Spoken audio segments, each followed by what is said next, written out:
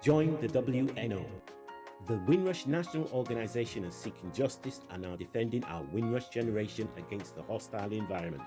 The WNO are holding community engagement meetings online where you can find out more about obtaining UK status and also how to claim compensation through the Home Office Windrush schemes. The Windrush National Organisation meetings are held every third Thursday of each month from 7 pm. So don't miss out. Get your UK status and compensation and do tell everyone about the WNO. Please register online on www.windrushnationalorganisation.com.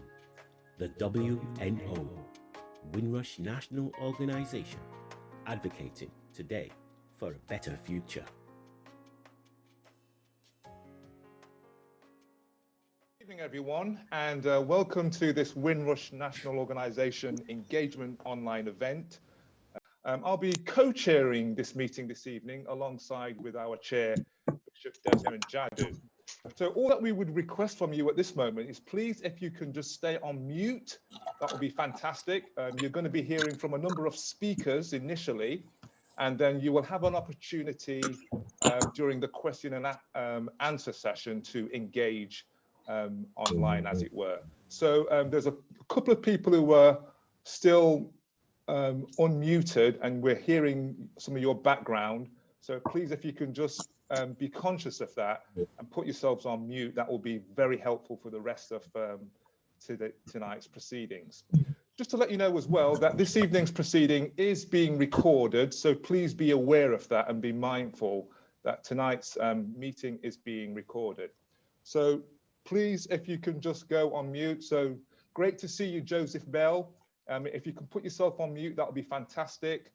And also other colleagues as well. And then brilliant.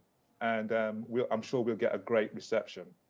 Now, we're just going to start as we always do. We're going to start with a word of prayer. So for those of you who wish to join at this time as we have a word of prayer, we'll do so now. Shall we pray? Father, we just thank you for your goodness and your mercy towards us. We ask that you'll continue to let your Holy Spirit guide and direct. Thank you that you've kept us even for this day. And we pray that everything will be done to your honor and glory. And we give you thanks in Jesus' name. Amen. Well, again, I just want to welcome everyone to this evening's event. And to remind you that the reason why we're here is because we want to engage and help those who've been affected by the Windrush scandal with regards to status and compensation. And I'm going to be giving an opportunity for our chair to tell you a bit more about Windrush National Organisation.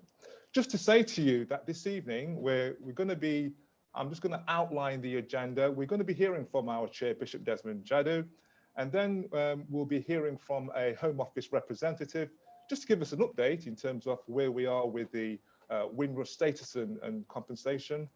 And then we're delighted this evening that we'll be hearing mainly from members of the Windrush Cross-Government Working Group that is being tasked to do a tremendous amount of work with regards to as a result of the Windrush scandal. And we're delighted that we have 3 members of that panel who are going to be here tonight, and they'll be sharing the work that they're doing, and you'll have an opportunity to engage with them. And we'll tell you a bit more about who is actually going to be here a bit later on in the program. We always say that the reason why we put these events on, it's for you to have a chance to hear what the latest is with regards to how things are going. It's an opportunity for you to ask questions as well. All that we ask for is that you ask questions respectfully and that you try and get to the point, really, of your questions. That gives us an opportunity for everyone to have their say. And please, let's allow for our colleagues to respond as well. We know people have passions and are passionate about that. We don't mind that, but let's be respectful to everyone, and I'm sure we'll all can benefit from that. Please do put things in the chat as well if you do, and we will try and get to some of those if we can as well. But we'll give you more details when we get to the Q&A. I'm delighted now to hand over to our chair of the Windrush National Organisation, Bishop Desmond Jadek. Thank you, Reverend Clive Foster, and good evening, everyone, and thank you for joining us. The purpose of these meetings is really to ensure that this ongoing dialogue is maintained. And we're glad to say, not just this month, but we're already 3 months ahead in our planning. The reason we're 3 months ahead is because one thing I need to stress is that we listen to what you have to say, and we do take into account the feedback that we're getting.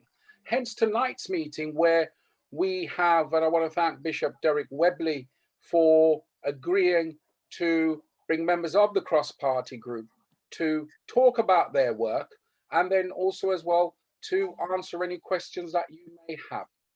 Now, one thing I need to stress, I've had a lot of people query me recently directly, and we've had conversations, but I think we need to be transparent as an organization as well.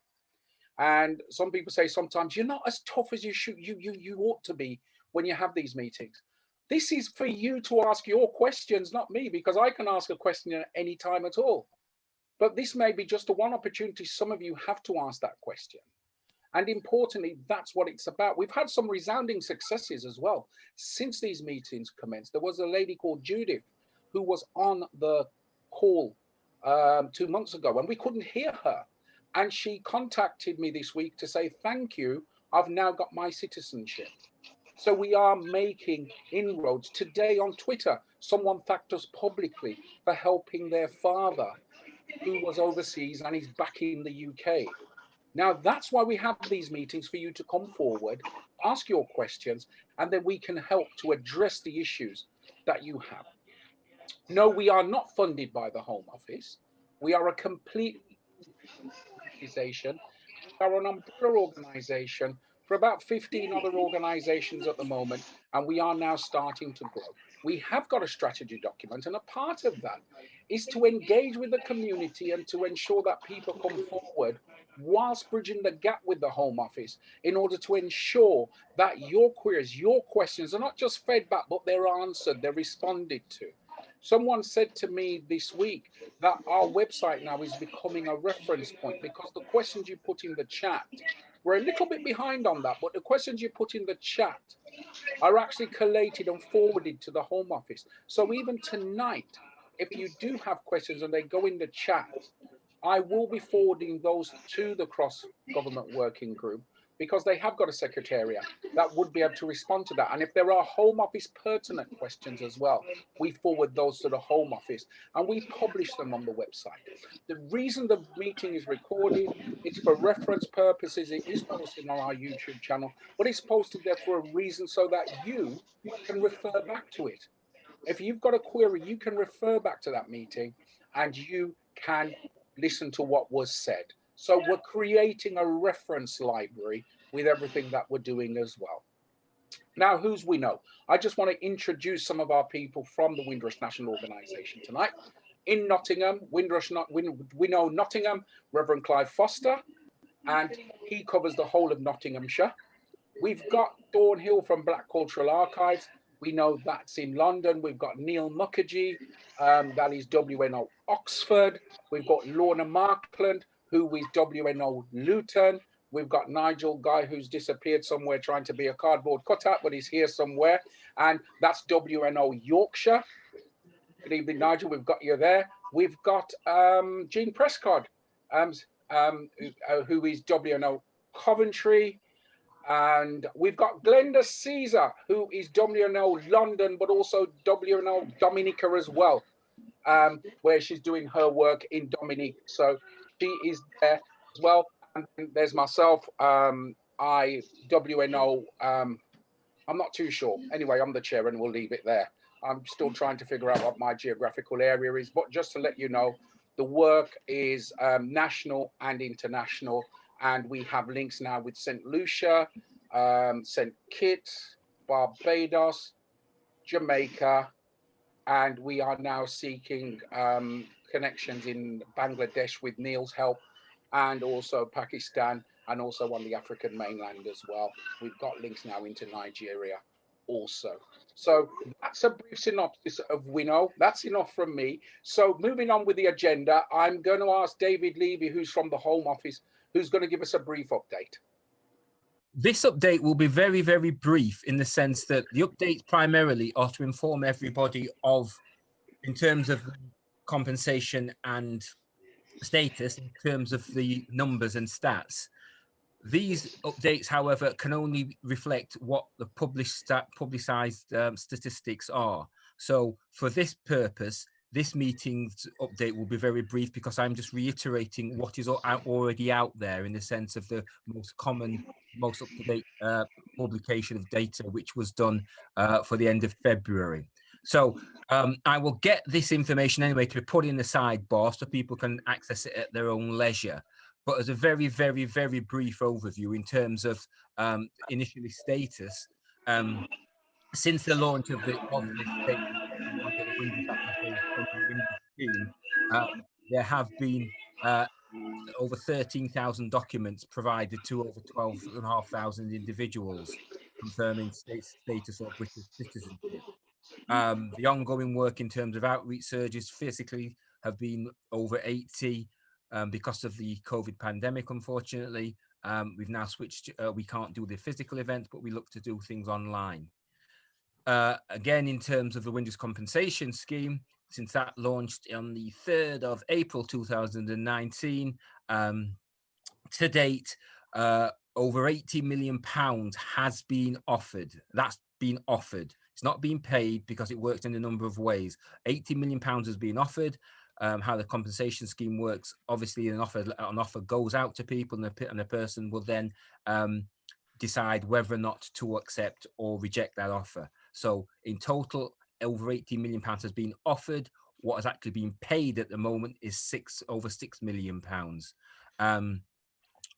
I would say possibly, because these figures are possibly over 720 people have been referred to the Independence Claim Assistance Provider. That is a body which looks to seek to provide assistance to people who will want to complete a compensation form but may struggle or may not be sure on how it is to be completed.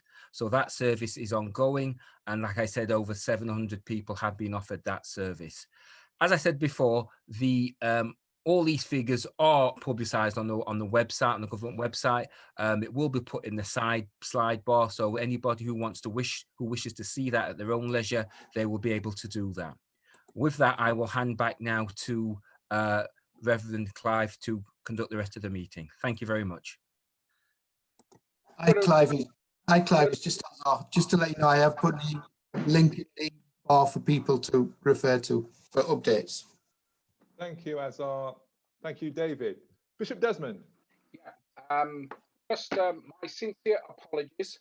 I didn't look at the other screen. Also, as well, from Preston, WNO Preston, we've got Glenda Andrew, who's also one of our directors as well. Good evening, Glenda.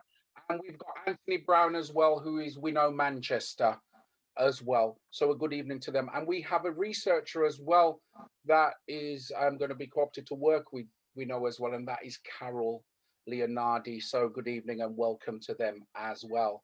On that note, Reverend Clive, back to you. Thank you, Bishop Desmond. And now I'd like to go into the next section of this meeting, where we're going to be hearing from members of the Windrush Cross-Government Working Group. And you'll be hearing about the work that they are doing and what all those sections of the group are about. So I'm delighted just to give you a quick briefing on who we have from the working group. I'm delighted that we have with us Bishop Derek Webley, who is the co-chair of the Cross Working Group, and he's the Minister and a Deputy Lieutenant from the West Midlands Lieutenancy. Now, Bishop Webley is the Minister of Religion for the New Testament Church of God, having previously acted as the National Director of Evangelism, and then a National Director of Youth and Christian Education, and the District Bishop for Birmingham and Southall. Bishop Webley has extensive record of civic leadership, including as a former chair of the West Midlands Police Authority. He's been Deputy Lieutenant of the West Midlands Lieutenancy since 2008. as well as previously serving as a committee member, Relate, the Lord Chancellor Advisory Committee, Birmingham Citizens, and chair of the Drum the Art organisation. Also, from the cross working group, we have with us Dwayne Brooks, Managing Director and Active Community Engagement and Development. Now, Dwayne Brooks is a former Lewisham councillor and Deputy Chair of the Safer Communities Board at the Local Government Association. He has a history of working with different communities, highlighting and tackling injustices at all levels. He's also worked closely with the College of Policing, previously serving as a consultant on community policing and victim care. And in 2015, he was awarded the OBE for his public and political service to policing and local community. In March 2019, his documentary, Stabbed, Britain's Knife Crime Crisis, was aired on BBC, and for which he was awarded the Gearson Best UK Documentary Presenter in 2019. And last but by no means least, we also have delighted to have with us Paulette Simpson, who is the Executive Director to The Voice, the leading national newspaper. Paulette Simpson is the Executive Director of The Voice, Britain's top Black newspaper, and that has served the Black community in the UK for over 35 years. Paul is also responsible for corporate affairs and public policy at Jamaica National's representative office in the UK, and has represented the UK on the Jamaica Diaspora Advisory Board to advise the Minister of State in the Ministry of Foreign Affairs and Foreign Trade about issues relating to the Jamaican diaspora in the UK. And Paulette currently serves as a Deputy Chair for both the MHCLG Windrush Day Advisory Panel and the MLCHG Windrush Commemoration Committee. So we're delighted to have with us also as well Paulette, that you'll be hearing from later. So without any further ado, I'd like to hand over to Bishop Derek Webley to talk to us about the group, and then invite your other colleagues during this time. Bishop Webley. Thank you so much, Clive, for that warm presentation to the membership and those on the platform this evening. I'd like to, on behalf of my two other colleagues and the wider Windrush Cross Government Working Group, to thank the leadership for their invitation that we can share with you this evening. It was greatly received and accepted without hesitation in respect of that. We feel we have a responsibility to share the work that we do. We have no hesitation in doing that, and we certainly have no trepidation in sitting amongst individuals who have the same vision as ourselves, to want to see the right being done for people who more than deserve it and who were wronged. So I think from that standpoint, I think we have a common and joined up value tonight. I'm joined with two of my colleagues who serve on the Windrush Cross Government Working Group. They have been presented to you. That's Dwayne Brooks, who is sub-chair of the Windrush Learning Lessons Review that was carried out by Wendy Williams. So it's a lessons learned review. He sits on that subgroup with a number of others, looking at how to take those 30 recommendations forward.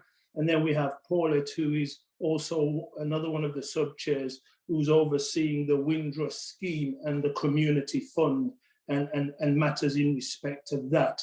Later on, they will have an opportunity to share with you the work that they are doing, so you can have a broad sense of understanding what we're seeking to do. So I will give you an overview, a very brief one, around the work of the Windrush Cross Government Working Group, and they will then speak specifically to those two areas that I have mentioned.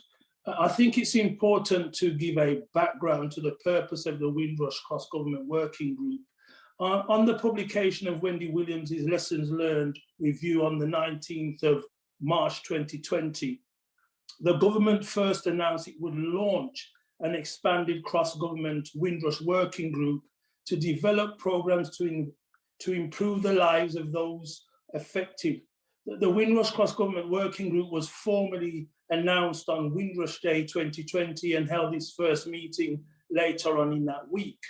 I co-chair the working group with the Home Secretary. We bring together community organizations with government representatives.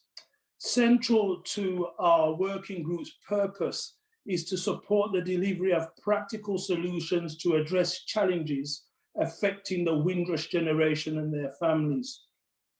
Key to our way of working are to engage in an open, honest dialogue on issues impacting the affected communities, seeking to build trust from both a community and government perspective, and also to ensure that the cross-government working group is central to all that takes place in that respect. The group was set up to meet for a duration of the Windrush compensation scheme, which at present is currently open until April 2023, but there has been no decision that on that day, particularly, it will close. That will be a decision taken by the Home Office nearer to that time. It's very important that the Windrush Cross-Government Working Group seeks to be transparent, and its terms and reference its minutes, which are quarterly and are published on the government.uk. If you go into the Home Office webpage and you put Windrush Cross-Government Working Group, it brings up our minutes and they are published there, the terms of reference and the parameters in which we operate. But in addition to our quarterly meetings, 3 subgroups were established to take forward the immediate priorities, and these subgroups have been meeting at least on a monthly basis. 2 of these immediate priorities have been firstly to provide oversight of the promotion and the take-up of the Home Office Windrush schemes, both the Windrush scheme and the Windrush compensation scheme, supporting and advising on issues that would arise, and advising the Home Office on its strategic approach to engagement and its outreach, and to design both the delivery of the Windrush Community Fund and the Windrush Day Grant. And you'll hear more about that from Paulette as she deliberates later on. And secondly, to provide an input into the Home Office's response to the Wendy Williams Lesson Learned Review and the implementation of those to that response. You'll hear far more detail from my colleague, Dwayne Brooks, concerning that. Let me just, that's an overview really of the work we are doing in a nutshell. Let me just bring you up to speed with some of the work we're doing to date since that time. I believe we have been instrumental as a cross-government working group in advising the Home Office on changes to the Windrush compensation schemes that were announced in December. And I'll be the first to let you know that, you know, contrary to those who would like to propagate information that's not accurate, we did not seek to attribute to ourselves any personal or cross-government success in this. What we have done is built on others who have been advocating for changes that we are aware of and some we are not aware of. What the cross-government working group did was to seek to bring a unified voice to an issue and to bring behind it legal arguments and to engage other cross-government departments in understanding the need for this change. And it's important to recognize that these changes do not come about by any single individual or any one organization. It's the strength of our community being unified in its purpose, not about its own self, but about what is best and right for those that we are jointly supporting. The cross-government working group was strategically placed to work across various government departments who had to come onto the same page in this. And on this particular matter, I think we need to give credit where it's due to the Home Secretary for recognizing that this change was necessary and supported the advocacy that we were putting forward. It raised a minimum award from £250 to £10,000 for anyone who can show an impact on their life under the terms of that scheme. It went about raising the individual award that people could receive for impact on their life from 10,000 to 100,000, with options for even higher awards in exceptional circumstances. The announcement in December, it raised the impact on life payment to every level in the category and tier areas. And it's important that anyone who can demonstrate at the very outset that there has been an impact on their lives under the terms of the scheme will receive a minimum payment of £10,000, and then their case is taken forward. We also need to point out that what was achieved by all our collective responsibility was the rules about the loss of access to employment category, including removing the 12 months cap on payments in all circumstances, was achieved. That we need to celebrate, not just as a Windrush cross-government working group, but a collective responsibility that we all put forward. And I think what must not be forgotten in all of this, it's important for me to emphasize that all these changes apply retrospectively. So that means if people had settlements prior to December, the government, the Home Office will go back and look at every single case and bring it up to the scale of where it would be if that was being awarded in post-December after the announcements. The working of the compensation claim assistance providers, we now work with digital to understand their service and how they could improve that. And Paulette's group will be able to shed greater light on that. And the cross-government working group is also supporting the Home Office in its recent recruitment of the Windrush Compensation Scheme independent person. A person has been appointed. It's not any secret out there in the community.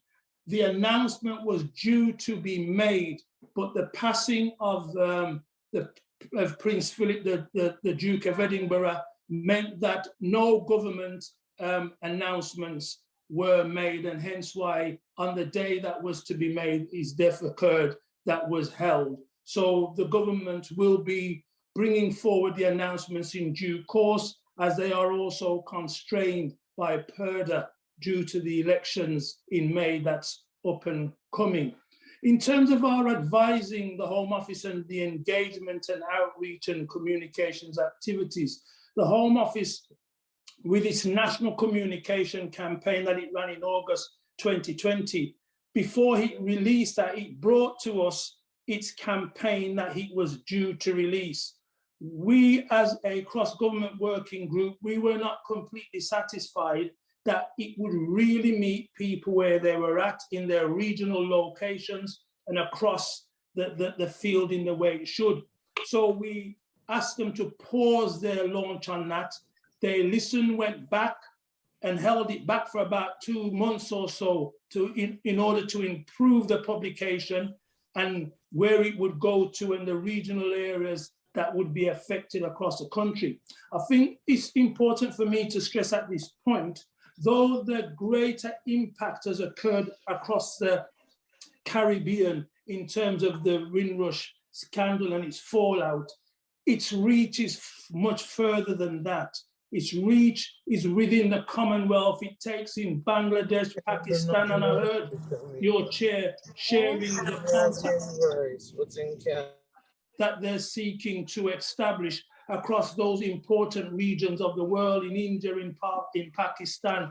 So it's really important as we talk about the wider impact that the narrative that we are seeking is not to define Windrush by scandal, but to define Windrush by the fantastic contribution that we as a people and others have made to the fabric of British society. And the scandal is an element that took part on that journey, but certainly should not be used to define that generation, but nor should it be ignored because of its disproportionate impact. So for me, I'd like to kind of leave it there in order to give my other colleagues an opportunity to share their particular area of what we are seeking to do. But in light of all of this, I think what is so important is the joined up work that needs to happen right across the country. Through your organization, the Windrush National Organization, it provides a vehicle, an avenue, a conduit to continue to make that effort. What should not be underestimated is the joint commitments that we can all bring to the table at this time. And certainly for me, I say it without any reservation, when we sit around that table, we certainly do not have our personal interest at heart. What we have at heart is the assignment that we have been given, and that is to ensure we find a way with yourselves and others to ensure that the Windrush generation receives what is duly theirs, not only through the compensation scheme, but through the documentations, which we also recognize forms an important part. The form that is being used at the moment is being reviewed to be revised to make it more simpler. And we have said that it's too cumbersome. So it needs to be revised in a way that makes it more user-friendly. And that is being looked at the moment. So without no further ado, I appreciate the time you've given me to give you at a canter this, the purpose of why we exist, some of the work we're undertaking to date. I'd now like to invite Paulette Simpson to speak to her particular area in respect of subgroup 2. And then after that, she will introduce our colleague, Dwayne Brooks, who will speak about the work being underdone with the lessons learned review. Paulette. Okay, thank you very much, Bishop Webley. And I'm delighted to see so many persons, many of whom I know and I haven't been acquainted with for such a long time. Reverend Clive, thank you for your welcome and for setting the scene. And Bishop Jadu, thank you so much for having us. I want to start by congratulating all of you on the work of the WNO. It's important to have organizations such as yours formalize, organize, and making a difference and improving lives and enriching lives, as we say. So I want to start by congratulating all of you and to endorse what Bishop Webley have said. We need to work as a collective force in a unified way to create change. And I feel quite privileged to have been asked to join the cross-party group because it enables me to make a change. I'm part of the Windrush generation. My grandmother and my father and everybody came up here and they worked and they built this country. So I'm vested in this. And that is the reason why I am personally doing it and dedicating so much time to it. And as Bishop Weber said, it's a very dedicated group and we just get on with what we are tasked to do. So as have been said, I am the chair of the subgroup and my group deals with the Windrush scheme. Now, as you all know, the two funds have been set up. The Windrush Community Fund provides £500,000 to grassroots organization, a community organization, primarily to raise awareness of the opportunity that persons who are victim of Windrush to get documented and also to apply for the compensation scheme. So we are not responsible for the compensation scheme. We want to ensure that anybody that's affected. And remember, it's not only persons who are directly affected, but their family members as well. No matter where you are in the UK, you will get the information on the documentation scheme and the compensation scheme.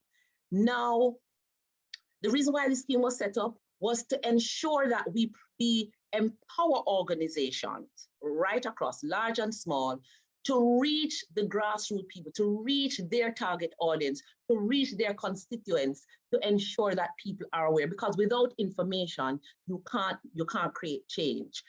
So the scheme is available. It's done in 2 phases. Phase 1 has been completed. It was done it was administered independently by an organization called Voice for Change. And very shortly, the organizations that were successful in their bid will be announced. And I must say, there's been organizations from across the country, which is quite good. We want to ensure that this is, and dare I say, not London focused. And that's why I sort of appreciate the structure of the WNO, because as Bishop Jadu has clearly articulated and demonstrated, there are people from across the UK in different cities that are represented, and that's really, really, really encouraging.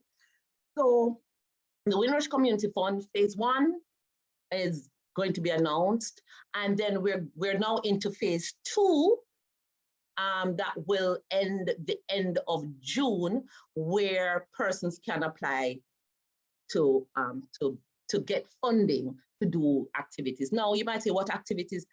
Anything that can be done to reach our community, no matter where they are. We want to support organizations to do it in a very transparent way. And that's why that application is not being, well, the grant is not being administered by the Home Office or by the working group, but by an independent body that have their criteria that they set out to assist organizations. So that is that. Now, we have been very instrumental in influencing the Home Office in terms of their public campaign, the images they use, how they reach organization, etc.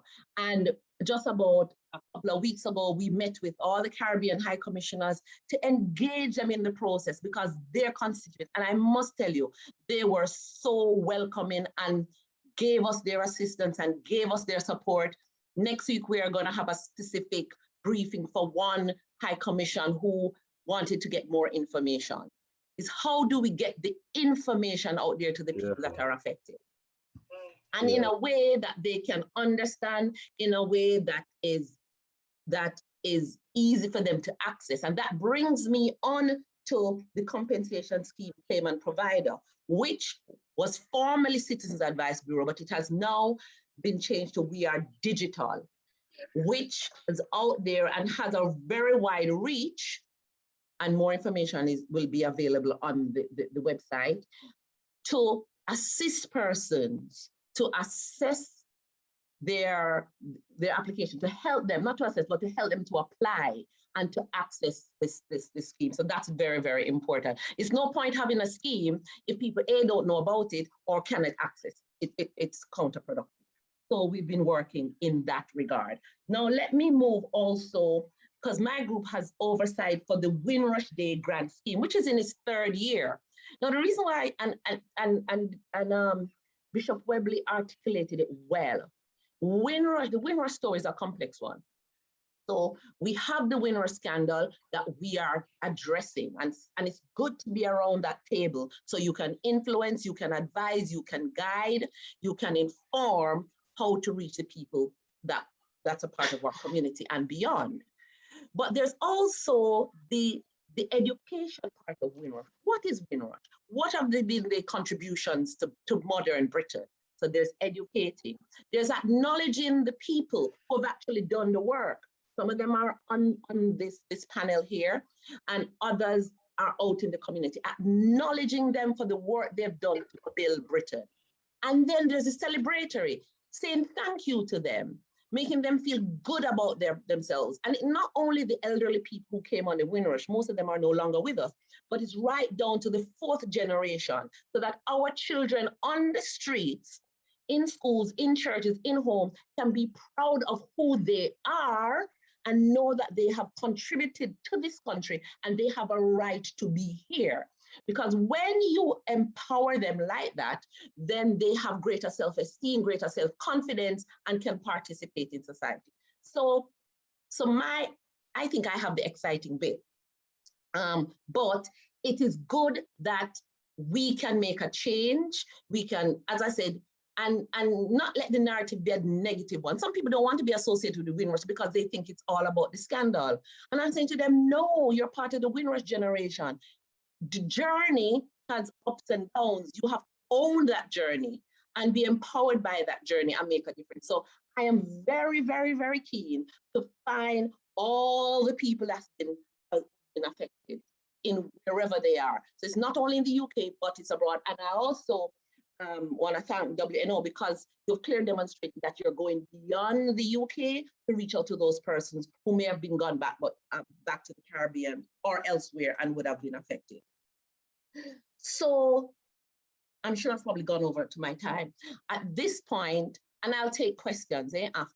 But I want to hand over to Dwayne Brooks, who has a very, very important part because his subgroup looks at the lesson learned review and are working assiduously to implement the recommendations that have been accepted.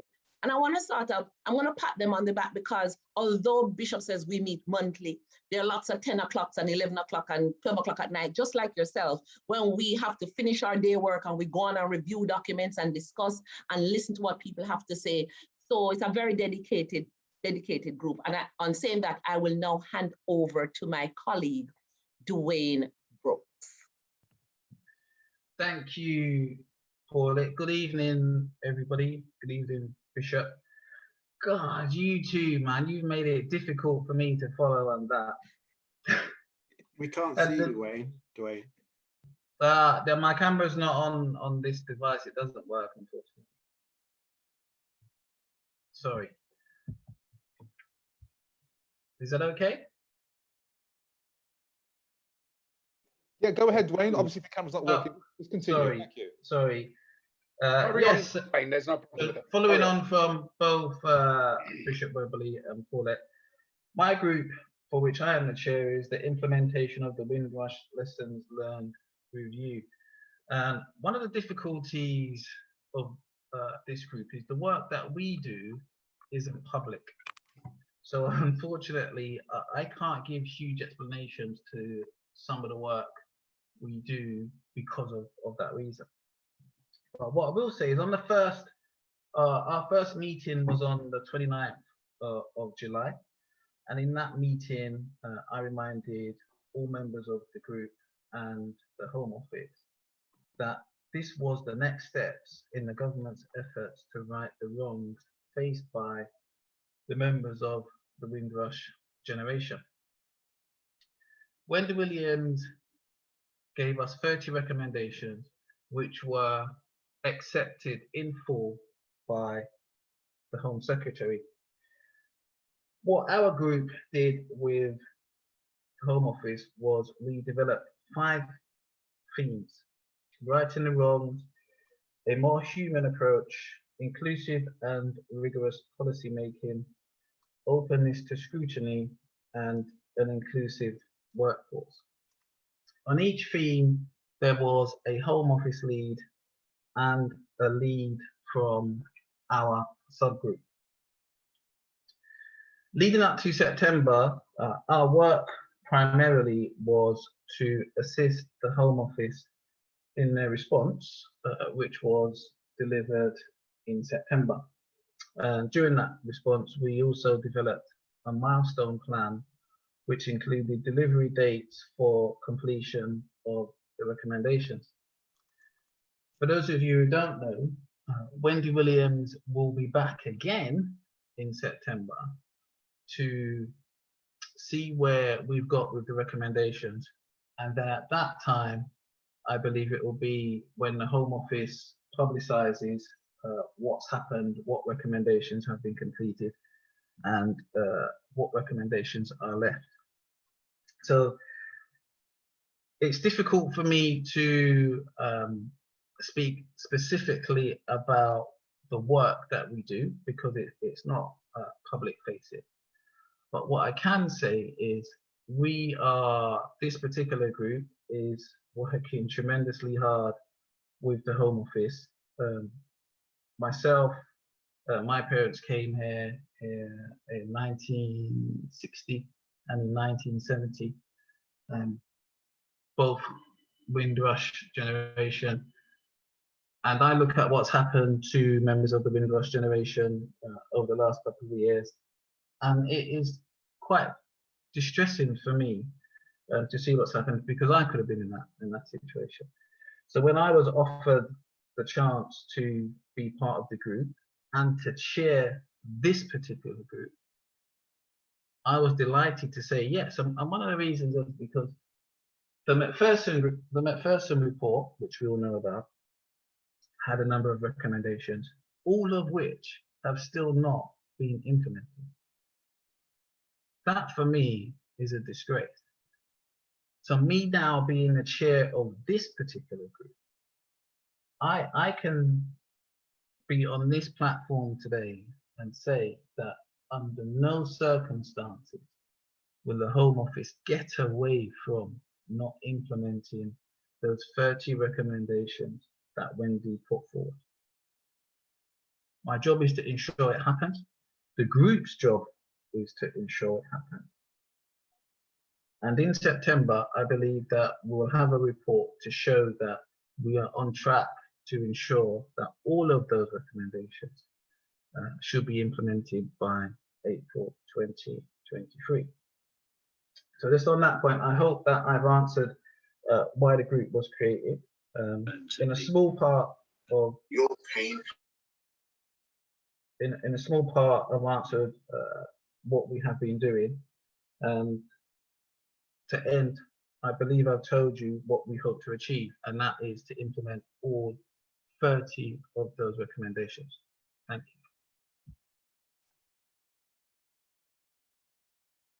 you.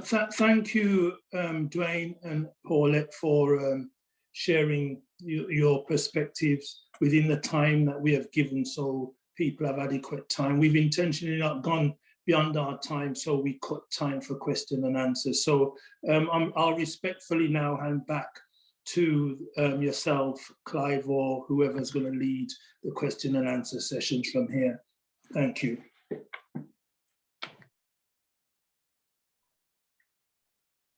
Thank you very much, Bishop Derek and Paulette and Dwayne, for your contributions thus far.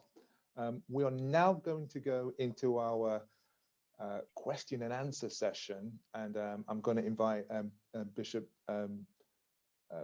Jadu to sort of take the lead on this in terms of giving direction, in terms of who's going to pose those questions. Great to see that there is some activity in the chat. You know, let's please be respectful, and it's a great opportunity to share. Really good to see that you are engaging in this event through that means. But I'm now going to ask Bishop Jadu just to lead us off with the protocol and the process for now getting responses to questions. Do remember as well that, as well as our colleagues from the cross-working group, we still have a couple of people from the Home Office, but mainly we want to be focusing on the working group and our colleagues that you've heard this evening. Bishop Desmond Jadu, would you like to sort of just lead us into this Q&A session at this time? Yes, thank you, Clive, and thank you, Derek, Paulette and Dwayne, for your comments this evening. Our question and answer session, I've been monitoring the chat, and what I'm going to ask everyone to do, tonight's meeting, the comments and questions in the chat so far, some of that I'll have to send to the Home Office. However, we'll have a look through what's pertinent for the group tonight. And the comments, of course, we will send to the groups in any case. Now, please use the chat as much as you wish. But our first question this evening is going to come from Glenda Caesar. So over to you, Glenda. Good evening. Hi, thank you, Bishop Desmond, and Clive as well. Also, I want to say thank you to Bishop Webley and Paulette and Dwayne for attending this event and being available to take questions from us. My questions is actually directed at the Windrush Cross Government Working Group, because this is the first time that I've been on any platform and been able to see any of you at any of the platforms. We haven't, the Windrush community have never been approached by your group. Nobody who's been affected directly has approached any of us to find out exactly what we want. But as a group representing us, we don't feel that the representation is enough from your group, because whatever you put through to, I've read all of your minutes and nothing reflects anything that is helping us. We've had to form our own group, which is called Windrush Lives, which is made up of claimants and people who have been affected directly. And we've sat in meetings before you've even sat in the meetings and told them exactly what we need to be done because we were directly affected. So if you could explain to me and to the others on this panel who have been affected, exactly how does your group interact with the Windrush community? That's my question to your group. Thank you, Glenda. Derek, I'll hand that one over to you. Okay, Paul, you were posed to say something. I'll come in. Yeah, the truth is, Glenda, thanks for that question. I've been working with Windrush for a while, in various capacities. And whilst we have not called a formal meeting, which is not really what we were set up to do, we have spoken to individuals. Some of the individuals I've spoken to are on this call too. So whenever we needed guidance or individuals have reached out to us. But in terms of my subgroup, we have been working on the community fund, which means that we have been structuring the community fund. We have made sure legally it's correct.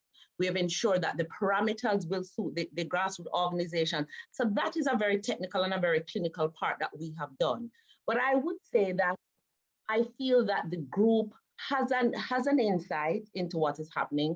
And remember, groups such as your group and the other groups have a direct contact with the Home Office. So as Bishop said when he started, it is a collective approach. So some persons will form groups like yourself, like the WNO, and various groups across the country that I'm aware of and some I'm not aware of. And they're feeding into the Home Office. Some persons are feeding into us. We're using our collective experience in what we do to ensure that we make a difference.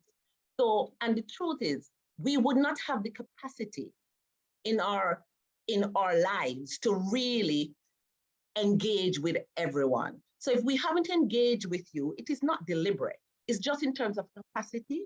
And if there's something that you think that you would like us to take forward, feel free. You don't even have to come directly to me. You can go to our chair, Derek, or you can go to Bishop Jadu because he has a direct line into the Home Office. But what we are doing, we are really supporting your efforts and supporting all the efforts to see if we can create change. So that's my contribution for it. Right. Thank you, Paulette, but that still didn't answer my question because I work alongside, I've known Desmond for the past 2 years since this has started. I've been with the WNO for a very long time. My question is, you as a group who you work alongside directly with the Home Secretary, whose overall responsibility is about the Windrush, but your group cannot represent us who have been directly affected without finding out what we need. And this is what we're saying to you. So for you to go to the Home Secretary and say, oh yes, this is what needs to be done, you need to come back and ask us directly. I can understand about the funding, but that's not our interest because right now most of the claimants are fighting for them to get what is rightfully theirs, which is the compensation. But as a group as yourself, is there, all right, let's put it this way, is there anyone on your group who has been directly affected? Let's put it that way. Who can go to the Home Secretary and say, this is what should be done, this is what shouldn't be done. Because we're doing that. Groups are doing that. Part of the WNO is doing it. Part of there's other organisations who are doing it, who have got links with the Home. I sit on every meeting with the Home Office, but your group is the one who seems to be the one that they've chosen to represent us. And what we're not seeing is representation, direct representation. Yeah.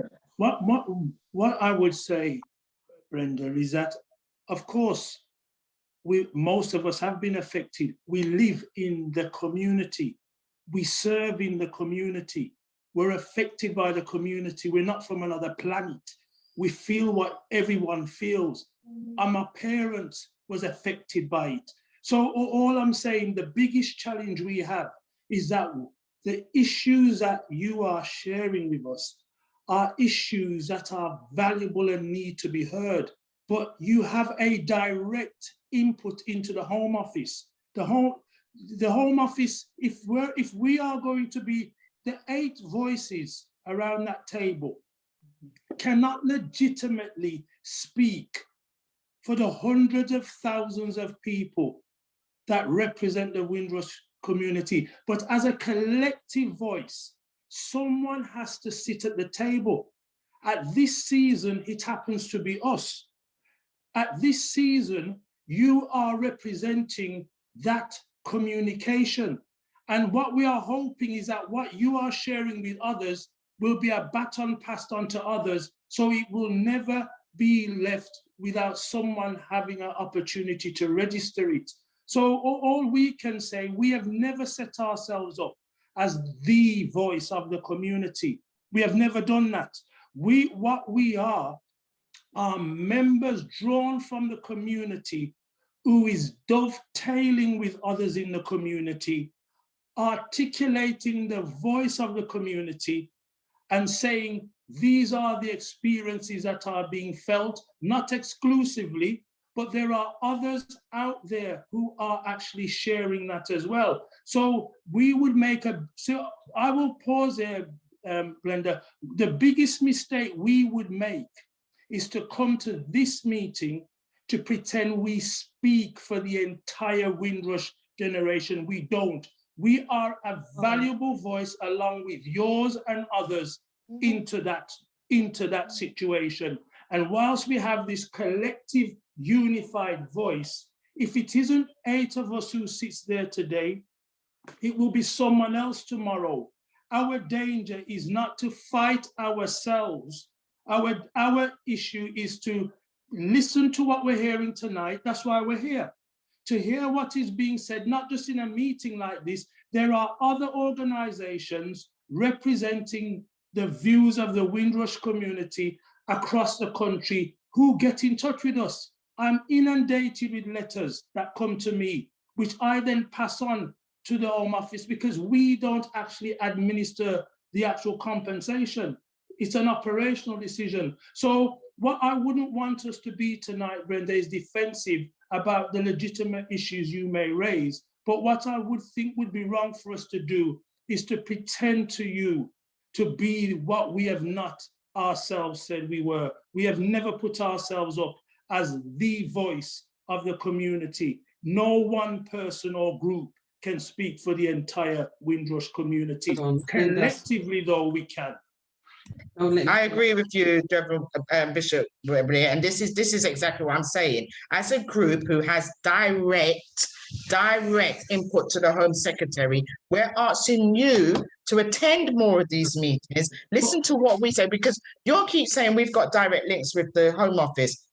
I'm at every meeting and I talk to every minister, but you're the group that they have chosen to represent us. This is what I'm saying to you. I'm not here to fight with you against this. What I'm trying to do is to say to you, come into the community and the people who have been affected, attend a lot more of these meetings for you to hear. Because if you had lost your home, lost your job, suffered mental health, lived on the streets because of this scandal, you would understand what I'm trying to say to you. And there's many people who come to me because they do not trust, or they come to the members of WNO because they don't trust people, because they feel I'm not here to fight against it. What I'm trying to say to you, as a group, that the Home Secretary has chosen to represent the Windrush community, come to us and find out what we need. Come to us so that we can say to you, this is what we need. So I'm going to finish in because I'll go on. Sorry, Clive. I apologize, Clive. I'll pause here. This is my second meeting here and you've had 4. So I've been at 50% of them. So, and this is just one meeting. We are attending other meetings that are being held across the country, which are not Windrush National Organization meetings. But at the same time, we are not, it would be wrong for me to pretend that we can attend all these different meetings, because this is not our full-time work. Like you, we give ourselves to this because we believe in the cause, and we do. But what I do appreciate is your passion about this, and we need to hear more of that because we share that with you. But it would be dishonest of me to give you a view as if we have never said we're representing the community, and the government never told us we were representing the community. They said we are individuals who will bring the issues from the community, but they have a number of other stakeholder groups that we have no knowledge of that's involved in doing this. What I would conclude on saying here is that the collective work that we are all doing in our different areas of the country, being brought together in different ways, is, in my view, having a positive impact, but we can't let up on it. And I appreciate your passion and your views tonight. But we are not here to represent the community. We're a part of the community in representing it with others, but at a strategic place at this point in time. Thank you for the question anyhow. Yeah. Thank you. Thank you. Pleasure. And thank you, Derek and Paulette. I mean, what I'm getting from there, it's important that we do have that connectivity so that we can talk to each other. And I think that's what's coming out of that. And I think Glenda's point is well made about accessibility to get the victims' experiences fed into the cross-government working group. But enough of me. I think Anthony Brown is next with his question. Good evening.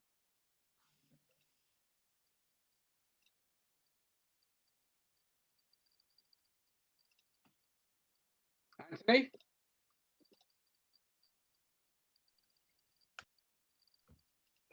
Right.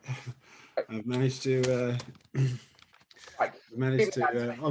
unmute. Thank you. Good evening, Paulette. Good evening, Bishop Welby. Good evening, Dwayne.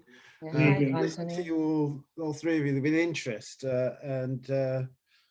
sometimes I just get eggy. What I couldn't hear, although your presentation was interesting, was any data.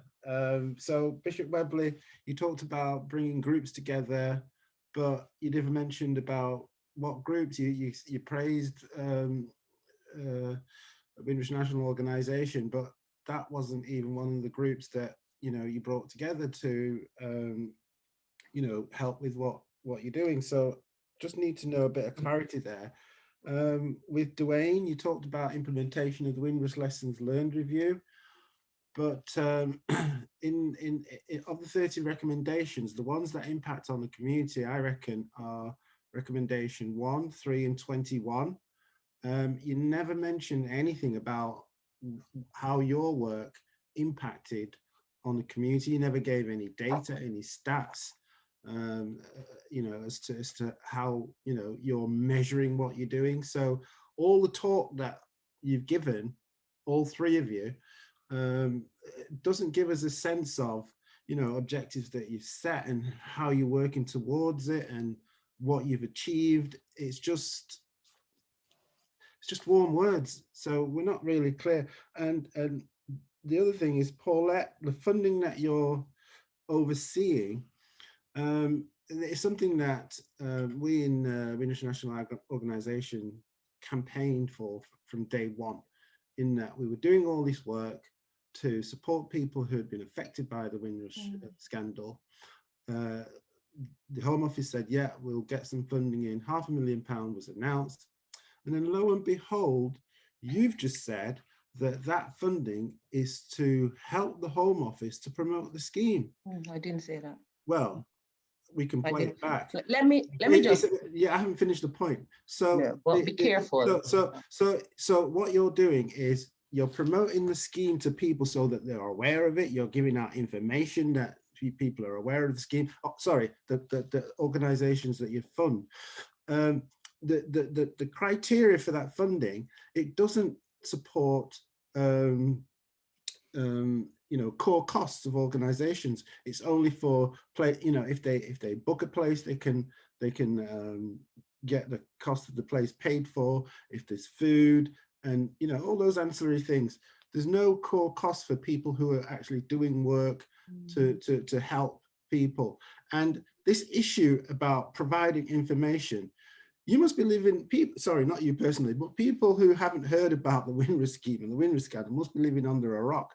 People know about the scheme, in my experience, because I've been working with people for 2 years, and I know many people know it about the scheme. I've even had one person today, but they don't come forward. And you're not doing anything about that as to why people are not coming forward. You just keep doing the same thing and getting the same results. Just look at the stats. 50,000 people, they say, affected. Only 12,000 people or 13,000 people have had documents. Only 2,000 have claimed. People are not accessing the scheme. You need to look at that. Yeah.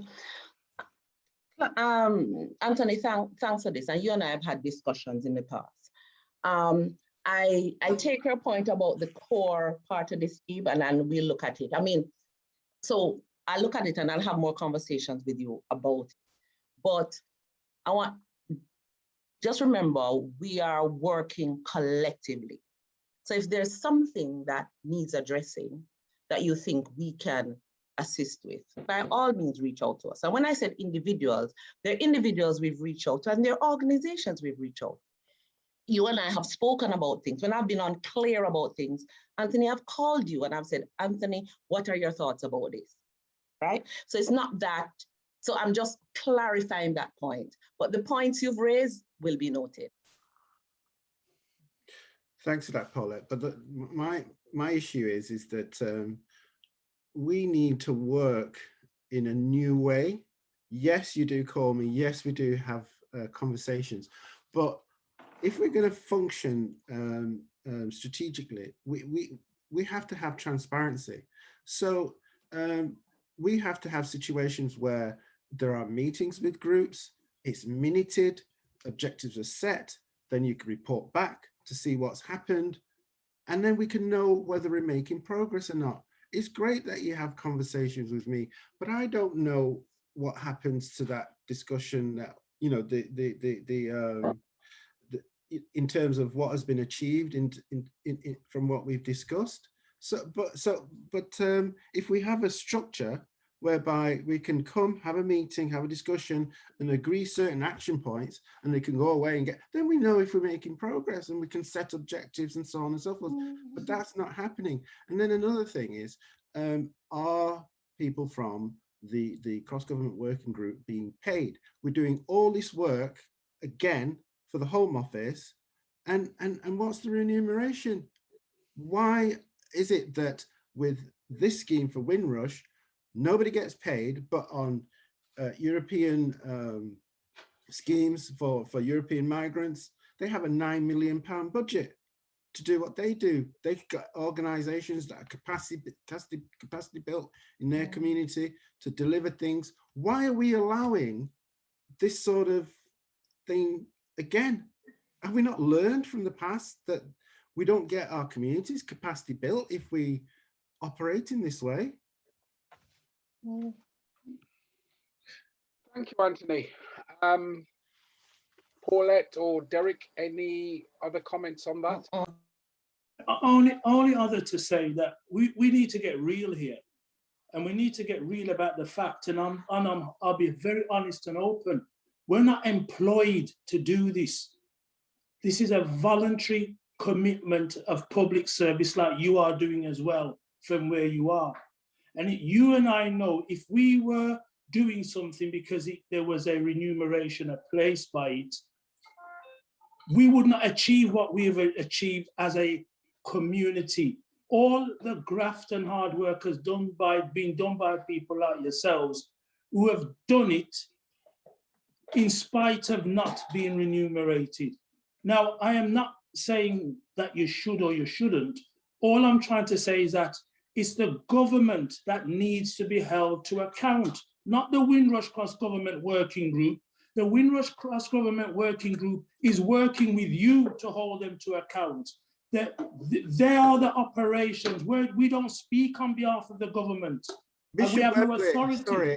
Sorry to cut in here. I don't feel that you're working with us, because what I'm saying to you is something that you should be saying to government. When you sit with Patel, sorry, wait a minute.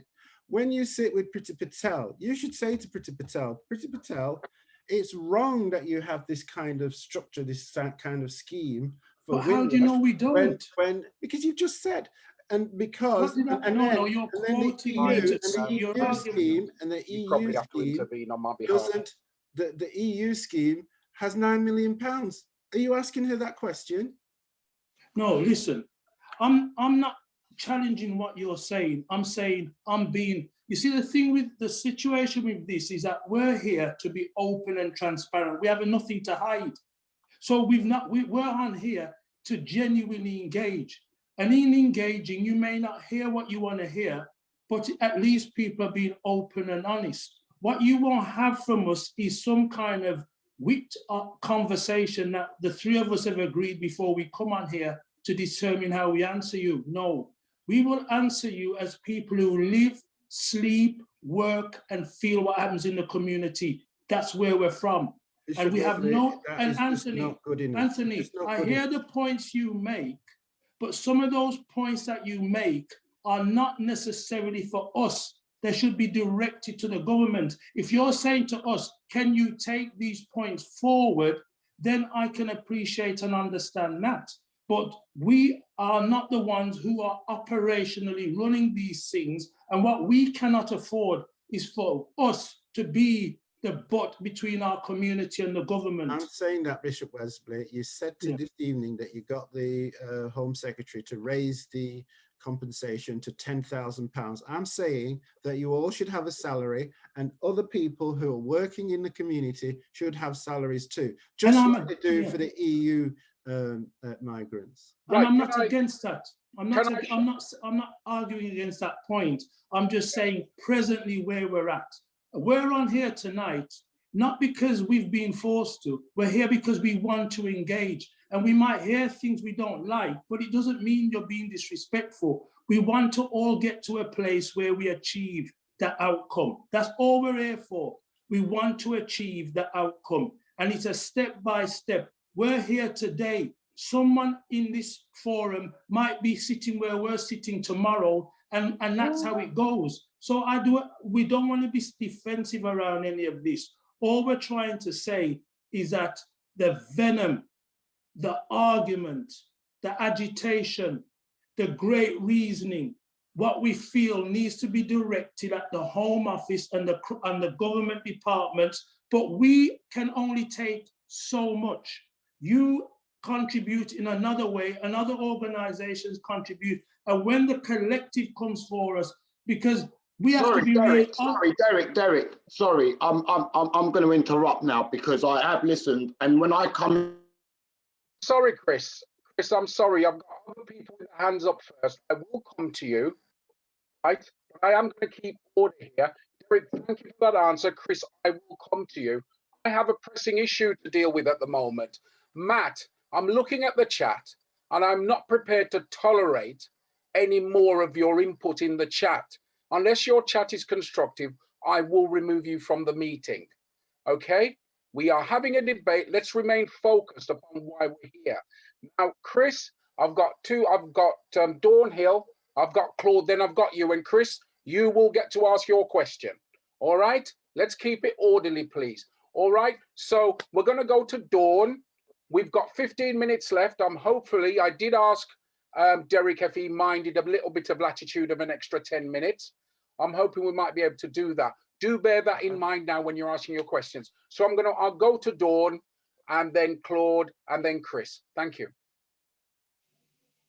Good evening, everybody. What a very interesting meeting. And thank you, Bishop Welby, Dwayne and Paulette, for explaining your role and what you're doing on the cross-government working group. I have one question for Dwayne, please. Dwayne, righting the wrongs learned and learning from them. You're the subgroup chair of one of the working groups, is to righting the wrongs and learning from the past. My question to you is to do with the hostile environment. The hostile environment is the most cruel wrong meted out to the Windrush generation victims. What is your and your colleagues' understanding of the issues that block progress in responding to the Wendy Williams report? And what concrete changes are being put in place to right this wrong? Thank you. And that's to Dwayne, please. Hi, good evening, Dawn. Thank you for your question. Is there, I believe there's a member of the Home Office on this call, Chair? Yeah, yes. So I know David Lee is here and Azar's here. Okay, I think it would be best if one of those answered the question regarding the hostile environment. Because all I can say on that is one of the recommendations is for the Home Office to review the hostile environment, which it is doing at this moment. But naturally, I cannot report back on what stage they are at this moment in time. But maybe someone from the Home Office can answer the question about that.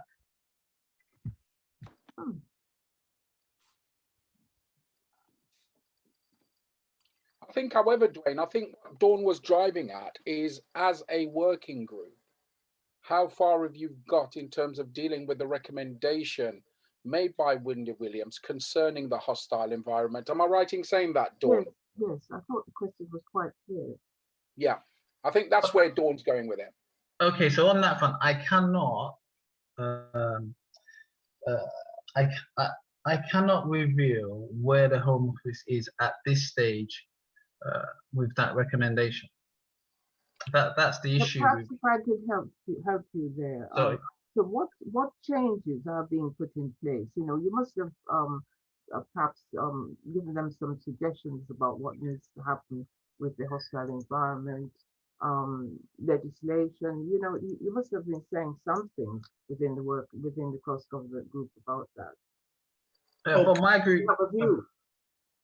For my group specifically, we have, but the Home Office at this moment in time is in the process of reviewing what you would call the hostile environment.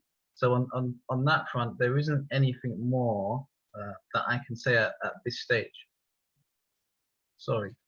Well, probably I can add to that, Dwayne, and Dawn, from this perspective, is that we have raised the issue that sitting at the heart of the community's discontentment, that the hostile environment seems to be something that is not going to receive immediate change in terms of going forward.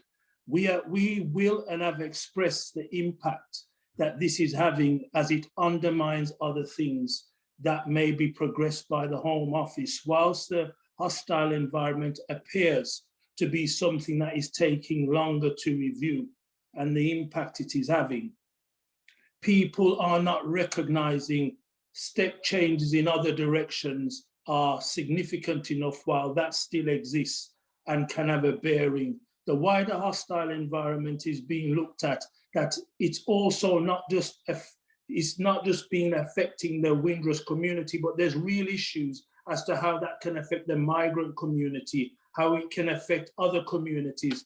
And so a part of our wider consideration is to constantly bring this to the attention of the government officials that there is this real concern that whilst the hostile environment, which they are not wanting to call hostile environments, exists, people will still feel that the changes that need to happen have not happened in a significant way. So we are pressing that, but I would concur with Dwayne that where we stand today, we are looking to see how all those thoughts that are being shared actually reflects in change of policy, etc. Okay, thank you. Thank you, Derek. But it's a good question, and I appreciate it. It's at the heart of this matter. Sorry, Desmond. Sorry to just to add to that point in terms of home office and hostile environment. All I would say is that obviously all the 30 recommendations of the lessons learned review have been taken and accepted unequivocally. One of those is the actual resetting of the cultural aspects of how the Home Office operates as a collective. So there are moves afoot to actually, I can say this quite clearly, retrain a lot of Home Office officers and how we look at customers. For a long time, the Home Office has been looking at people often as numbers, case references. What we are looking to do now is reset the mindset to look at a customer as a customer, to flip it. If that was you as a customer, how would you want to be treated? That kind of resetting of how we deal with people as people. That is one example of within the Home Office. But as Bishop Webley has said, the wider Home Office, the wider hostile environment, because let's not dilly-dally about this, the wider hostile environment still is relevant. And the government as a whole needs to look at that to see, because it's not just in terms of Home Office, it's in terms of housing, it's in terms of transport, it's across the piece. That is how the whole hostile environment impacts on people. So that is looked at the strategic level. Hope that brief answer makes some sort of sense. Thank you. Okay, thank you, everyone. Before I hand back to Clive, we've got 4 people for questions. Now, I've been told that we have to finish on close on 8:30 as we possibly can. Now, Claude, Chris, Richard, and then Charlie Williams. Please, gentlemen, I will stop you in your tracks. You each have 1 minute. Oh, gosh. And it's a question, please. Oh, gosh. So many things I wanted to put over. But I suppose the question is that, and I'll pose it like this and thank you, Bishop, thank you, Pauline, and thank you, Dwayne. I just wanted to highlight that the lobbying, and bear with me, I'll get it in.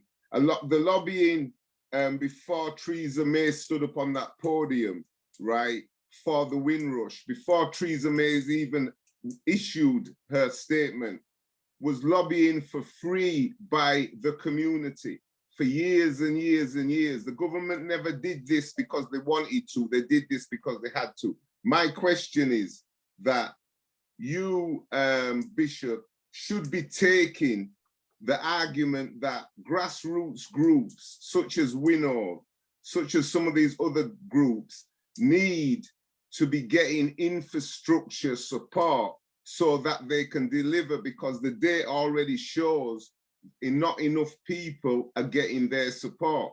So that's what you need to be taking back. They found money for Hong Kong, and they will find money for other groups. So they must find money for infrastructure for grassroots groups in Windrush. Thank you. Right, Derek, please don't answer at the moment. We're going to go to Chris.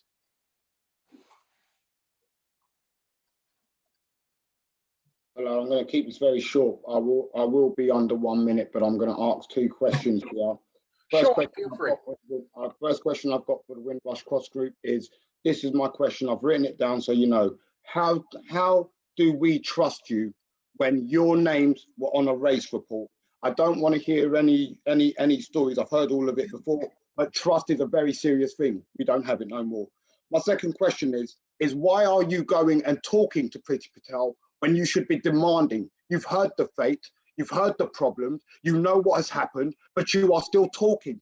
We are not talking. We are demanding for our justice. You should be talking like us. You should be sitting in Priti Patel's face saying they are not backing down. They want their justice and we want to see it. Why are we not hearing that? But we hear instead, well, we have to work this politically and we have to work. No, please, for us, we want you to talk like us. That's representing us. That's representing the cause. That's the reason why Windrush is not being looked at like Hong Kong. Hong Kong did not whisper, they spoke and they got demands done. We want you to speak like them. So please, this is the question. How do we trust you when you do not engage enough with us? Okay, thanks, Chris. Richard, and good evening to you. Hi, good day. This is the question to any Home Office representative, right? What are they doing in terms of returnees? Will there be a welcoming package for returnees, people like myself? The Home Office promised over a week, 2 weeks now that they'd get in contact with me. They haven't done that, but that's expected, right? If they're prepared to bring 3 generations of Hong Kongers to the UK and give them citizenship, what about my family members? Why am I having problems with the Home Office okaying my, for example, Marissa Marius, my daughter, coming up to the UK? What about accommodation for returnees? Certainly the Home Office can't expect me to return to the UK and sleep at either Gatwick or Heathrow. There must be some form of welcoming package, a financial package for returnees, right? This is not being done. What is this group doing in particular to raise those issues with Priti Patel? We need serious intervention from these groups. Please, Richard, just for the benefit of our guests, can you just tell them where you are at the moment? I'm in Trinidad. Okay. I've been in Trinidad for the last 38 years. Yeah. Thank you, Richard.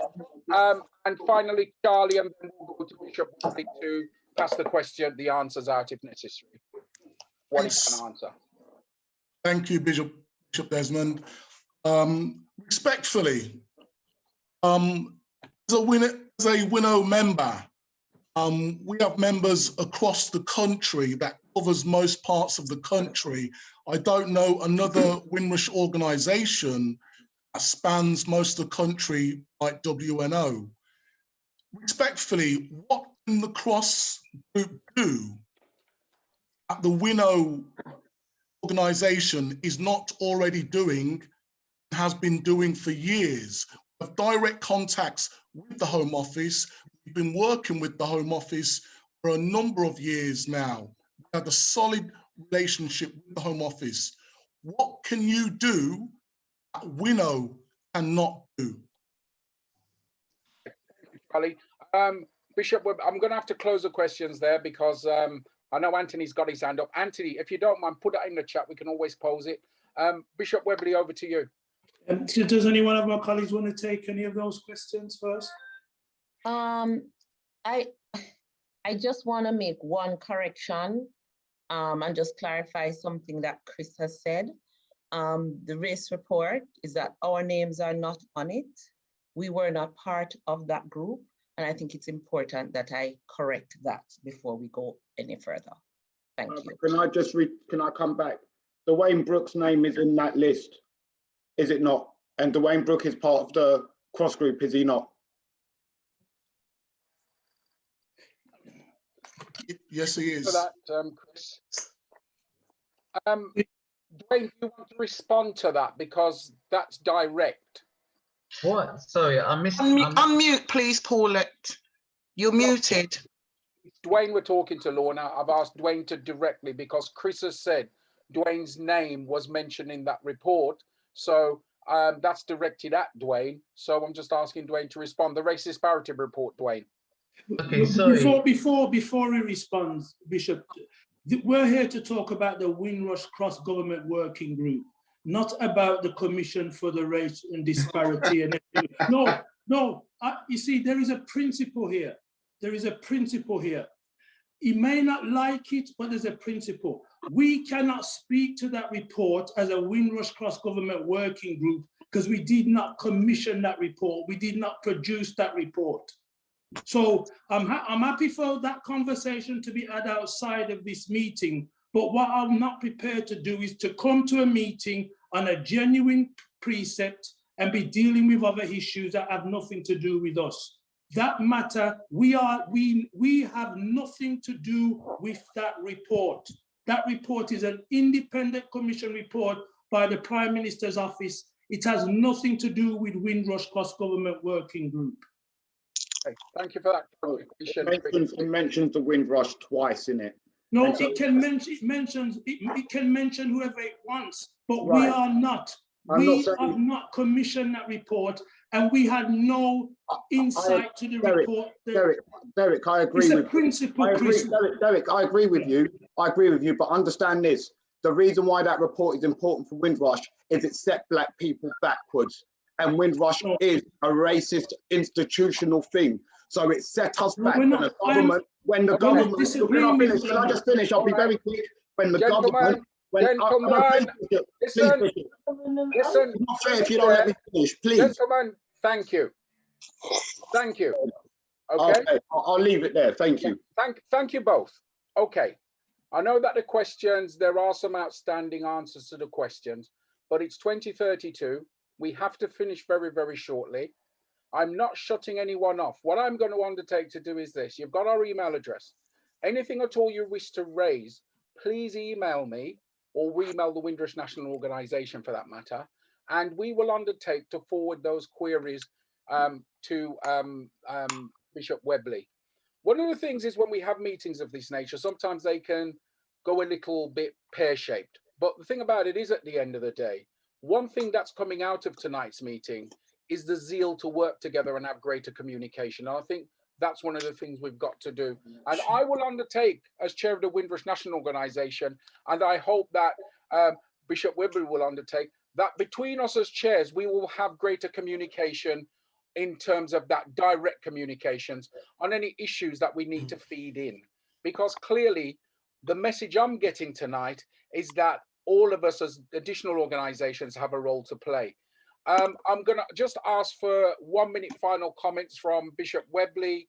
I'm shutting it down now. 1 minute questions from Bishop Webley, from Paulette Simpson, and from Dwayne Brooks. I'll do a quick summary, and then I'll hand to Reverend Clive to close.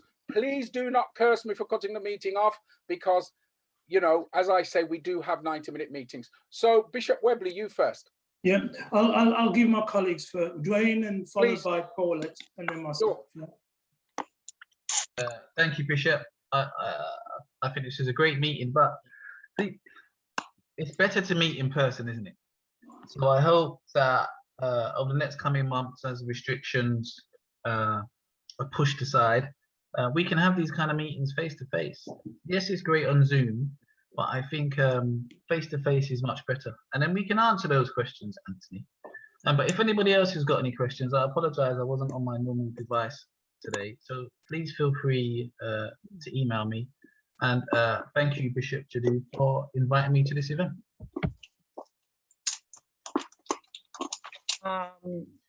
What I'll say is, we are on the same side. Yeah, we're on the same side. For me, and I'm going to speak very personal, I see this as my contribution to the Windrush generation. But there are a lot of people who talk about the scandal, and there are few people, there are few organizations who will take it up and champion it. But let us keep the dialogue open. But at the same time, respect is so crucial when we're dealing with things like this. We can't quarrel. We can disagree, but we need to disagree respectfully. We will listen to what you have to say, and we will do our best. If our best is not good enough, I'm sorry, but we will do our best. We are committed, and we will remain committed to carry this forward. So if we need to meet again, I am willing to meet again under the direction of our chair, because I defer to the chair. But just to let you know, it was a very interesting discussion. It was a little bit hard to stay on track, but let us move forward collectively and unified to create change. Thank you. All I can say is that it's been a night, in my view, well spent. a night well spent, because people who are all touched by this want to see change for the betterment of other people. One of the strengths I think we have is that if we can't have disagreements but remain clear about our objectives, then there is a problem there. And my sadness in all of this is that I don't have to share some of the views that has come out of a report. But what I should not do is be condemning people to death sentence and their families and stuff like this. No, I'm not saying from here. I'm saying that's the reality. And I think we together as a people have far more to offer for change when we all come on the same page. Even if we may not all see things eye to eye, we can see things together. You know, I think what's important for me today is that this is one of many meetings that we have attended. And what I have gathered from all of those meetings is that similar people attend most of the meetings. There's one thing that brings us together. We want to see justice done for that generation who served this country with dignity, pride, and they were robbed of it, and they're entitled back for it. And what I will do with Paulette and the other 8 members and Dwayne is give 100% of our time to work with anyone who wants to see justice done for them, because that's the least we can do. And whilst we have life, there's hope.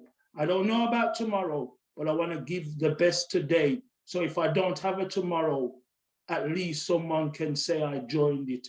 But I would love those who have been beneficiaries of the outcome to share their struggles as to how they got through the loop in order to help other people get through theirs. Together we can achieve this. So thank you everybody for your views. We may not all have seen it in the same way, but one thing I will conclude with is that we all want the best for the Windward generation. And last but not least, we're willing to meet.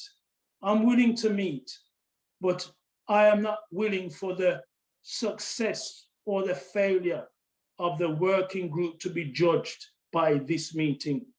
We cannot have a situation where we're turning on each other over what is an invitation to share with you and to engage with you and to talk with you and to find a way forward. If it is to happen with me again, it has to be a different approach than the one I've experienced tonight, because we're here for one reason, that's the Windrush generation. And that's why I did not permit a member who's come here in full confidence to feel they're being challenged and attacked in a meeting of this nature. It's just not right. Derek, and thank you all. My concluding statements are quite simple. This evening's meeting, I think, has been a resounding success for one reason. We've commenced dialogue. There is a willingness to work together and a willingness to have dialogue, and indeed a willingness to meet again at some point. And I'm sure we'll sort out the periodical meetings in terms of that. I know that it got a little bit heated tonight, but I think there's a lot of passions running high. And also as well, we have to remember on this call, there are people who are direct victims who have been impacted. I think one of the things which is important, which Bishop Webley pointed out tonight, is that the cross-government committee aren't being paid, and that's a straight answer. He had no bones about saying that. And I think Anthony's point was well taken as well, because Anthony's coming from the perspective that some of us should be paid for what we do as well. So I'm listening to what everyone is saying. Richard, I will take on raising that issue, because you are right. When people do come back to the UK, I've had it here in the West Midlands, we have to find them housing. We have to help them with money. We have to help them furnishing the property, for example. So you are perfectly correct there. And maybe as well, it's something that I can put in writing to Bishop Webley as well for them to raise. This is what's coming out of this meeting tonight for me, is that issues that we raise, I can copy in the cross-government working group. just on certain issues that we're singing from the same hymn sheet. On that note, our next meeting is Thursday, the 20th of May. We'll be having the head of operations from the status team. Many people have raised status issues at our meeting, so we'll be having them attend that meeting on the on Thursday, the 20th of May, on Zoom. You'll have to register. The reason you have to register is because we sometimes pick up trolls on these meetings who give racist abuse. We've got people who put foul language in the chat, which I'll be dealing with.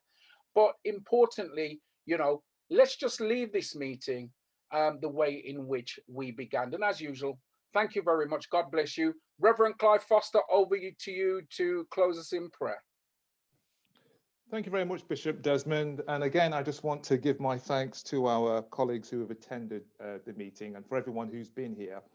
Look, I just want to say a final prayer, but I just want to leave with some closing thoughts in sort of doing that as well.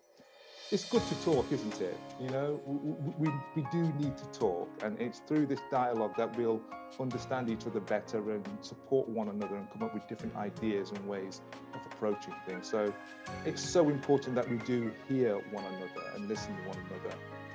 Look, you know, the Wendy Williams report, Wendy Williams said in her report that the Windrush scandal was a long time in the making. That's a quote from her report. And we know that to resolve it, it's maybe a long time in resolving it, but we have to work together, and everybody has a role and a part to play in this. I want to remind us all, as we've come to the end, neither Derek Webley or Paulette Wilson or Dwayne Brooks or anybody on this call, we didn't detain anybody. We didn't deny anyone access to services. They didn't deport anybody. We know where that was coming from and the governments that were doing that and why that happened, and where we need to remain to keep our fire, as it were, in terms of resolving this. So let's continue to focus on that, and let's continue to work together and combine our best selves to get justice for the Windrush generation. Now, for those of you who wish to join me in prayer, I'm just going to say a prayer. Let's just pray at this time.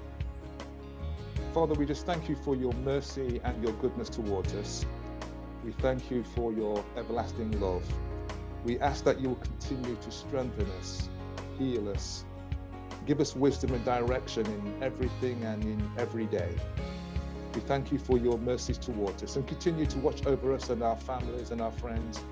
And we pray, Lord, that justice will prevail, that your love and righteousness will have preeminence. Thank you for giving us this opportunity today, and continue to watch over us as we look to you. In Jesus' name, amen. Amen. Thank you. Thank you very much.